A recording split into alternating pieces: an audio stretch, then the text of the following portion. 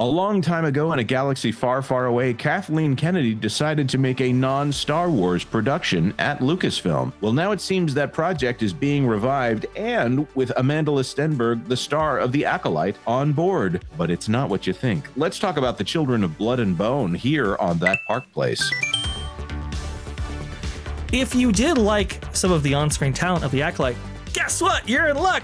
Because you're going to have that opportunity sooner than you can shake a lightsaber at, or something to that effect. Here we go. Cosmic Book News. This by Matt McGloin. Amandla Stenberg is playing a princess in the next project. Ooh, a princess? What role is that? Oh, Her career is burning brighter than that fire that burned in the vacuum of space in the first episode. Yes. Indeed. By the way, I call her Amandla Same Face because she makes the same face. I mean, not when she's being obnoxious and like a real person, she makes different faces, but when she's acting, it's all the same face. Two characters, one actress with one facial expression. Oh, isn't that crazy? Isn't that wild?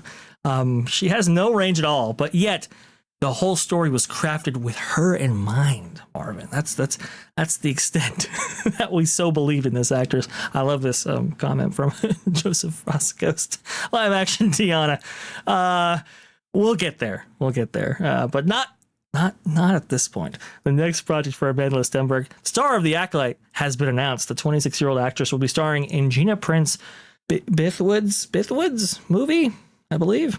Adaptation of Children of Blood and Bone, the popular West African-inspired young adult romantic fantasy novel, written by Tomi Adeyemi at Paramount. There you go. Let's try saying all that. Tomi Adeyemi is how I would pronounce that. But Adeyemi. Okay, gotcha. Stenberg confirmed she's playing Amari Olubori in the film, who is the crown princess of the fictional country of Orisha. Here's the wiki's description of the character. You can kind of read that right there. Why am I bringing this up, though? It's like, what? Are we going to be following Amandla Stenberg's career? Well, in this case, yes. But the reason why I'm bringing this up is because, do you remember who had the rights for Children of Blood and Bone adaptations on screen before Paramount? I believe that would be none other than Lucasfilm. You'd be correct. Do you remember this little tidbit of information here at, I believe, the 2020 December Investor Day that they had? You remember all these great products that were announced, like Rangers of the New Republic, Willow, Andor, Rogue Squadron, Lando, all these things that were going to... So many of these never got made. Oh my goodness. Yes, so many of these amazing works that will be coming to a Star Wars universe or Indiana Jones or maybe its own franchise to you very, very soon. Do you remember all this, Marvin? Only one of these was a success, and that was The Mandalorian, and that stopped being a success in the third season. My goodness, that woman is horrible at her job. It is. I can't believe how bad she actually is. And what's even more stunning is that she's still there, even beyond something like this. But see, you have a Rogue Squadron, which who knows what happened to Penny Jenkins. Apparently, she still might be doing something for Lucasfilm. I don't know. Willow, you can't even get access to Willow legally. That's how successful that program was right there. Absolutely incredible. Ahsoka eventually did come out. Didn't really drive the numbers, though, as we've reported on here at That Park Place when it comes to the ratings and so forth. We have Andor, $645 million Andor. Great investment. I'm sure we're going to get the viewership this time in season 2. Let's see. Rangers of the New Republic. It would be a good star for Rangers of the New Republic. Cara would Dune. It be right? Cara Dune, who's being played by... I believe it would be Miss Gina Carano. Gina Carano. Yes. Well, that I think would be maybe a successful project. Perhaps we can keep her on board and keep her happy, and we can just see that show launch successfully. It just, that'd be great. Unfortunately, that did not happen. Now Gina Carano is waging a lawsuit funded by Elon Musk against the Walt Disney Company for what she says is gender discrimination. So there you go. That's about the the extent of work attached to this investor day. But in the corner, you can see it right there. Children of Blood and Bone, right there. This was Kathleen Kennedy's big idea. We're gonna reach beyond just Indiana Jones and Star Wars franchises. We're gonna do something new. We're gonna do something creative. We're gonna do something that maybe Kathleen Kennedy herself would like to watch. Children of Blood and Bone. Do you know what happened, Marvin, with that whole franchise? I'm assuming they just didn't make it and the rights ran out.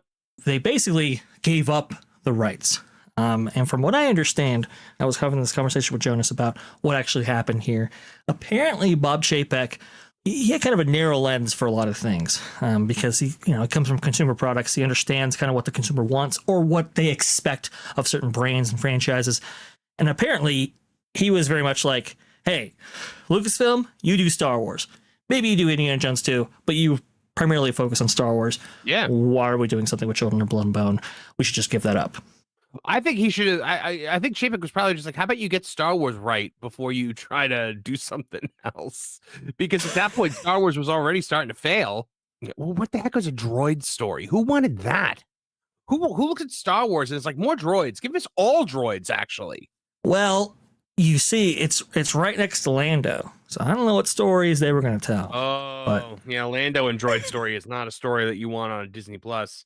Yeah, you don't want that one on Disney Plus. You don't want to, but hey, if you wanted to reimagine what droids were like in the Star Wars universe, hey, maybe then you have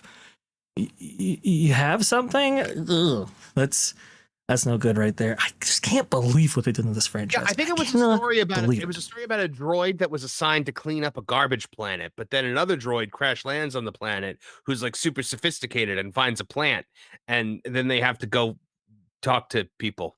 Oh, okay. I think I remember hearing something. No, totally original idea. Kathleen Kennedy came up with it herself. Okay. I just want to make sure. Just want to make sure we're on the same page. But that would be an interesting droid story if, in fact, it was produced by Lucasfilm right there. The damage that she has done, the damage that has been done to the Star Wars brand, even the Indiana Jones brand. They basically Jake Skywalker-ified Indy in the first part of that movie right there. Took away all the great things that he was left with at the end of number 4 for the start of number 5. And now James Mangold might be doing something with the New Jedi Order, or I'm sorry, the establishment of the Jedi story or whatever. Dawn of the Jedi, I think is what they've been calling it. Dawn of the Jedi. Yes. So to Amandla Stenberg's credit, jumping ship on Lucasfilm might be the best decision of her career. Or am I wrong? Did she jump ship or did the ship eject her out? I don't think she jumped ship, Vash. I think she got pushed out the airlock. Well, okay. So a happy set of incidents, I guess. Hollywood is so crazy. How can you watch The Acolyte and be like, you know who I want? That girl for my next project. That stone-faced nonsense actress who caused a ton of controversy. I want her for the next thing that I'm gonna do in the show for her. And her show bombed. Good Lord, it bombed harder than it blew up more than Alderaan. How about that? It's pretty good. I like that. Yeah. Because I think that's absolutely appropriate. As we've learned from the ratings that were just released by Luminate and other providers of these ratings for these streaming shows, I think Acolyte was number 2. And it's like, oh, number 2 on Disney Plus, that's actually pretty good. Well, not when you consider the number 1 slot was Percy Jackson and the Olympians. Yes. It's just nobody's watching Disney Plus. Nobody watched The Acolyte. And if your number 2 show, okay, go ahead. When you look at the Luminate report, Percy Jackson and Olympians got about 3 billion minutes watched. That was Disney Plus's highest ranked streaming original. The lowest ranked streaming original in the top 10 is like 7.6 billion minutes watched. So it's they're nowhere close. No, they're nowhere close. And when your number 2 show can't even justify its own existence, you have real serious problems with your streaming service. And I think they absolutely do. So I don't know whether Amandla was ejected or, she left on her own volition. I mean, she's an actress. She's going to pick up other gigs in Hollywood. But man, might want to get out there. So perhaps she's making the right call. We'll have to see what Children of Blood and Bone is all about. Hey, maybe we do some watch parties on Pro Show. No, it's not going to happen. No, that's absolutely not. Thanks for watching That Park Plays News. For more information, consider checking out www.thatparkplace.com. And don't forget to subscribe, share, like, and send this out on your favorite social media account.